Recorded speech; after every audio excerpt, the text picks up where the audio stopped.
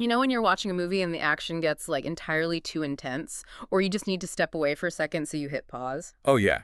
Like, the explosion just freezes midair. Exactly. The villain stops mid-sentence, the hero is just completely suspended in time. You walk away, grab a coffee, take a deep breath, and absolutely nothing changes until you hit play again. Right, because the action on the screen is, well, it's entirely artificial. It's bound by the limits of the technology, so you can suspend reality whenever you feel like it. But imagine if you hit pause, the movie stopped on your screen, but the explosion just kept happening right there in your living room. Oh, wow. That is a terrifying image. Right. The debris is still flying, the smoke is filling the air, you are literally coughing, but the remote control insists everything is legally officially paused. That's wild to even think about. And that terrifying image of a paused legal reality while a physical disaster just keeps playing out. That is exactly what has been happening for over a decade in a town called Areias, located in Camaçari, Bahia, in Brazil. Yeah, it's a standoff that perfectly captures the disconnect between bureaucratic time and biological time. Mm. On one side of this conflict, you have the local community, and on the other side, a massive industrial factory operated by Tronox. Right, the American company. Exactly. They are a publicly traded corporate giant listed on the New York Stock Exchange under the ticker TROX. And, they are one of the world's largest producers of titanium dioxide. So, okay, let's unpack this. Our mission today is to dive into a translated Brazilian investigative report. It's titled O Veneno e o Silencio, which translates to The Poison and the Silence. Such a heavy title. It really is. And for this deep dive, we're looking at a collection of documentary evidence, official statements, and direct on-the-ground testimonies from the community surrounding that factory. It's a lot of dense material. Definitely. And before we go any further, I think it is important to lay out the framework for this deep dive. We are looking at serious allegations of environmental contamination and some really intense legal maneuvering. We are going to explore all of it, but we are neutrally reporting the claims, the counterclaims, and the facts exactly as they're presented in this investigation. We aren't here to render a verdict or take sides. Yeah, our goal is simply to synthesize the source material, to help you understand the mechanics of this standoff. Exactly. And to really understand those mechanics, we have to look at the gap between corporate compliance on paper and the actual lived physical experience of the community breathing the air and drinking the water. Which means we need to understand what this factory actually does, right? Because Tronox hasn't just arrived in Camaçari. No, not at all. They have operated this facility for over half a century. Over 50 years. Yeah. More than 50 years of industrial operation right next to a residential area. So let's talk about what they've actually been making for half a century. Titanium dioxide. I think most people hear that and assume it's some highly specialized chemical used in, I don't know, rocket ships or something. Right, sounds very sci-fi. But the investigation points out how incredibly common it is. It is everywhere. Like, where would I find it? Well, titanium dioxide is the premier white pigment used in global manufacturing because of its incredibly high refractive index. It's literally what makes your toothpaste bright white. Wait, toothpaste? Yeah, toothpaste. It makes the paint on your walls opaque, so it actually covers the old color. It's in plastics, paper, coatings, even some foods. You interact with titanium dioxide every single day. Okay, so it's a total staple of modern life. But how does making a white pigment for toothpaste lead to a town claiming they are being poisoned? Well, the hazard isn't necessarily the final white powder itself. It's the raw materials and the process required to get there. Yeah. Titanium dioxide doesn't just fall out of the sky. Right. It is extracted from mined ores like ilmenite or rutile. These ores are pulled from the earth, and naturally, they're completely bound up with other heavy metals and impurities. So it's not pure when it comes out of the ground. Not even close. To get the pure titanium dioxide, the factory has to subject these ores to extreme chemical processes. They often use harsh acids or chlorine at very high temperatures to strip away everything that isn't titanium. So the process of isolating the white pigment creates like a massive amount of highly toxic concentrated waste. Exactly. It separates the titanium from elements like lead, cadmium, and manganese, and those heavy metals have to go somewhere. Right. If the industrial waste, the tailings, the water runoff, the atmospheric emissions, if all of that isn't managed with absolute perfection, those concentrated heavy metals leach directly into the surrounding environment. Which brings us to the tipping point in this story. Because for a long time, the conflict in Areas might have been based on just local suspicion, right? People noticing weird smells or an unusual number of sick neighbors. Yeah, informal observations. But the investigation highlights that in 2014, the suspicion became quantified. And what stands out is who did the quantifying. It wasn't, a rival corporation or an activist group holding up a megaphone. It was the local government itself. Right. The Municipal Health Secretariat of Camassari issued a report based on testing the groundwater in Areas. And the findings in that local government report are just staggering. They found heavy metals directly in the community's water supply. We are talking about lead, cadmium, nickel, titanium, chromium, and manganese. Wow. All of them found at levels above tolerable limits. Okay, let's just pause on that because I think it's easy to hear a list of metals and shrug it off as, well, polluted water.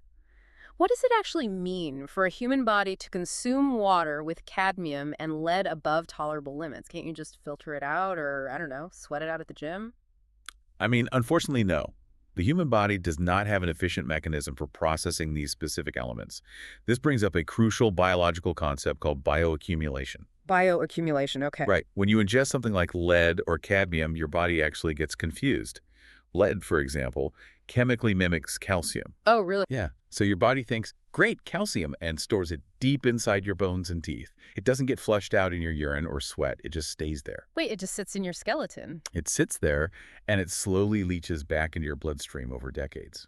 And that causes neurological damage, cardiovascular issues, and developmental problems in children. That is horrifying. It is. Cadmium is similar, but it primarily targets the kidneys and stays there, severely compromising renal function over time. So when a municipal health secretariat formally documents this specific cocktail of heavy metals in the groundwater, it is the highest level of red alert. Because it means the community is actively storing irreversible toxins in their organs. Exactly. Which makes what happens next in the timeline incredibly baffling to me. You have this 2014 government report screaming, "Red alert!" It's officially documented. But then we roll forward to 2018, 4 years later. Right. The state environmental agency in Bahia, known as INMA, steps in to review Tronex's operating license. Knowing everything we just talked about, INMA renews the license. Yeah, they renewed the operating license of the facility, allowing them to continue standard operations despite the documented contamination in the groundwater. I don't understand how that happens mechanically. The public ministry, the prosecutors, they actually stepped in, right? They did. The investigation shows the prosecutors asked INMA a very logical question. They were like, you renewed the license. Can we see the new technical reports that justify this renewal considering the heavy metals? And INMA didn't have new studies to show them. No, they do.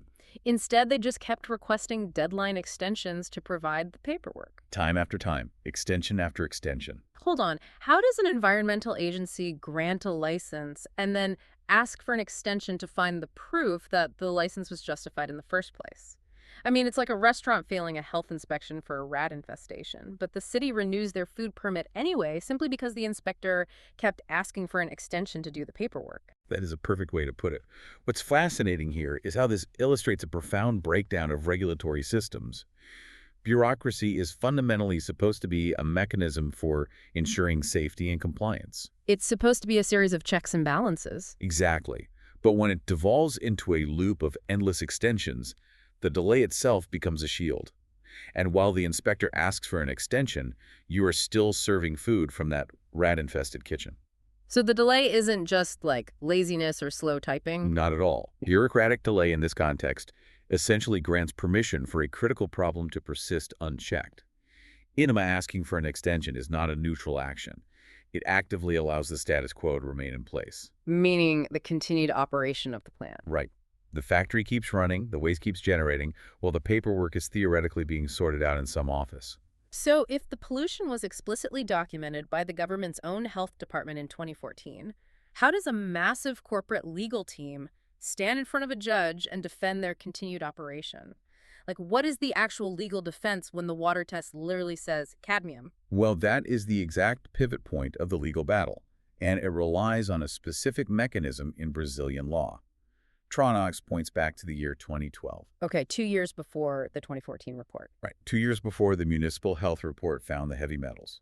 In 2012, Tronox signed what is known as a conduct adjustment term, or a TAC, with the public ministry. Okay, what does a conduct adjustment term actually do? A TAC is designed to be a fast-track legal solution. Instead of dragging a company through years of environmental litigation and trials, the company signs a legally binding agreement to fix a specific problem, adjust their behavior, maybe pay a fine, and comply with the law. So it's supposed to be efficient. Yes. And Tronox's defense is entirely anchored to this document. They claim they fully complied with the terms of that 2012 TAC. They argue that the agreement was fulfilled, officially homologated, meaning a judge legally ratified it, and the case was archived. Meaning they put the file in a box, stamped it done, and put it in a basement somewhere. Exactly. In the eyes of their legal team, the obligation was met. Case closed. From a purely contractual standpoint, they are arguing that whatever happened prior to 2012 was settled by that paperwork. Okay, but let me push back on that because the timeline makes absolutely no sense. If the TAC fixed the problem in 2012, why did the local health department find lead and cadmium in the drinking water in 2014? Yeah, that's the glaring contradiction. The prosecutor on the case, Luciano Pita, aggressively attacks this case-closed defense. He points out a massive flaw in how corporate law is being applied to environmental reality here. He really does. Prosecutor Pitta's argument centers on the fact that environmental pollution isn't a simple financial debt. If you owe a bank $1 million, you write a check, the debt is cleared, the file is closed. But a chemical leak isn't alone. You cannot permanently archive an agreement regarding pollution because pollution, by its very nature, requires continuous monitoring. So Tronox is treating the 2012 TAC like a magic eraser that just wiped the slate clean. And that brings us to the core concept championed by the Community Association at the center of this, a group called A Voz de Areias, or the Voice of Areias. They define what is happening to them as continuous damage. Continuous damage. Yes. The friction here is between corporate legal frameworks and physical reality. The contamination didn't stop in 2012 when the ink dried on the TAC. A closed legal file does not purify a contaminated aquifer. The damage is continuous. Here's where it gets really interesting. Signing a paper saying you fixed a leaking pipe doesn't actually stop the basement from flooding if the water is still actively running. Exactly. You can't just point to a receipt from a plumber while the room is actively filling with water. So if the damage is continuous and the pollution is ongoing, why hasn't the legal system stopped it? Like, how do you fight a billionaire clock? Because the investigation describes this scenario as facing a legal machine fueled by immense financial power. You really have to look at the severe asymmetry of resources. Tronox is a publicly traded titan. They have vast financial resources to hire the top law firms and the most skilled legal strategists. Right. And what the report details is how these resources are deployed to utilize perfectly legal yet endlessly delaying tactics. The legal machine doesn't necessarily have to prove the water is clean to win. They just have to keep the case from reaching a conclusion. The report specifically mentions tactics like dilatory appeals. What does that actually look like in practice?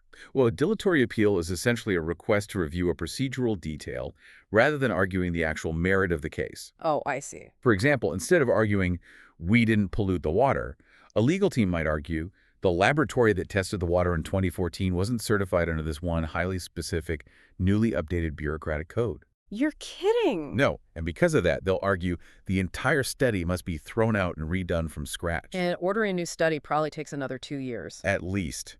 Plus the time it takes for a judge to rule on the appeal, plus the time for the new lab to be selected. Every single one of those maneuvers is legal. It is entirely part of due process. Wow. But the cumulative effect of challenging every minor procedural step is what the investigation powerfully describes as impunity by exhaustion. Impunity by exhaustion. Wow. So what does this all mean for the actual people on the other side of this legal machine? They are basically just buying time. A lawyer files an appeal, the judge grants a review, the environmental agency asks for another 30-day extension. Right. And in a courtroom, a 30-day extension is just a change on a calendar. It's just an administrative update. If we connect this to the bigger picture, Yeah. for a resident in Areias, those 30 days are intensely physical. Time is a weapon in these legal battles. The legal machine operates on a glacial timeline that the human body simply cannot afford. Because the body is still absorbing the water. Exactly. Impunity by exhaustion works because a multi-billion-dollar corporation can survive infinite legal delays. They can pay lawyers forever. But the community's health is finite. Bioaccumulation does not take a break while the court is in recess. And the strategy of exhaustion, it thrives in the dark, doesn't it? It thrives when no one is looking, which leads to one of the most frustrating aspects of this entire deep dive, which is the absolute media blind spots surrounding It's areas. unbelievable.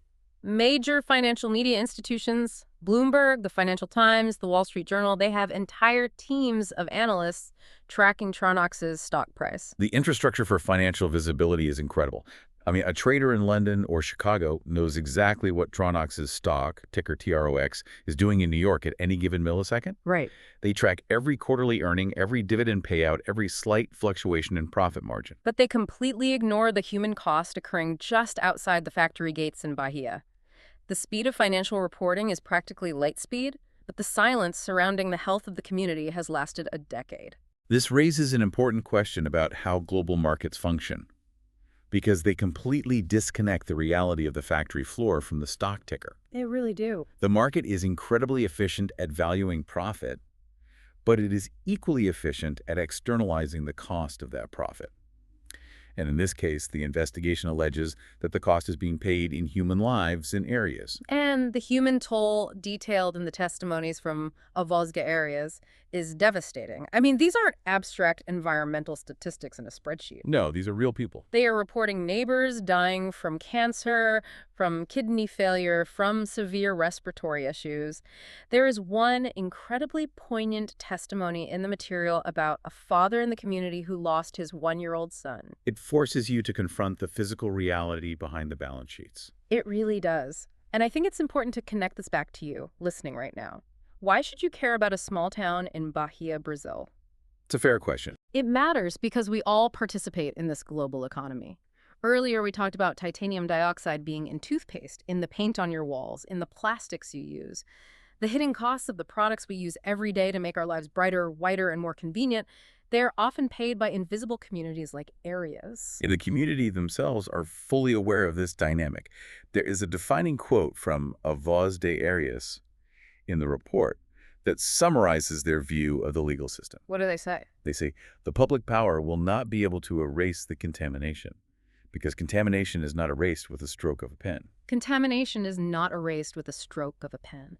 That is so powerful, because no matter how many documents are signed, how many tax are archived, or how many extensions are granted by a judge, the physical reality of the heavy metals in the soil remains. Nature doesn't read court orders. It highlights the ultimate limitation of bureaucracy. You can legally decree that a problem is solved, but the biology of the human body and the chemistry of the groundwater do not care about a judge's gavel. So, where does this leave the people of Areias? Looking at the demands outlined by A Voz de Areias, it is striking how foundational they are. They aren't marching on the factory demanding multi-million-dollar payouts. No. They aren't asking to completely bankrupt the company and dissolve it. Their demands are heartbreakingly basic. They want clean water, they want to breathe air without toxic smoke, and they want medical care where they are treated with basic human dignity. Yeah, the investigation notes that residents just want to go to a doctor and not see the physician's demeanor completely change the moment they hear the patient is from the contaminated zone in Areias. They just want to be seen and treated fairly. Their rallying cry synthesizes everything we've discussed today into 4 simple words: health cannot wait. Health cannot wait. Because while the corporate lawyers ask for another 30-day procedural extension, a child's lungs are developing today. A senior citizen is drinking from the aquifer today. Right. The biological clock does not stop for the legal clock. Which brings us right back to the beginning, the paused movie. Yeah, exactly. We've seen how a massive corporation and a sluggish bureaucracy can effectively press pause on legal accountability. They can freeze the paperwork in time, using dilatory appeals and archived files as a remote control to stall justice. But the continuous damage to the environment and the human body just keeps happening in real time. The heavy metals keep accumulating. The explosion keeps happening in the living room. Exactly. So I want to leave you with a lingering thought today. Something to mull over the next time you brush your teeth or buy a can of white paint. Yeah, think about this. If environmental damage is a continuous physical reality, but legal responsibility can be endlessly paused through perfectly legal bureaucratic loopholes. What happens when a community's environment reaches a point of absolute no return while the courts are still deliberating? At what point does a legal delay stop being a procedural right and start becoming a physical sentence? It is a question that demands an answer, not just in Bahia, but everywhere the global supply chain touches the ground. Thank you so much for joining us on this deep dive. Keep asking the hard questions, keep looking beyond the stock tickers, and keep questioning the invisible layers of the world around you.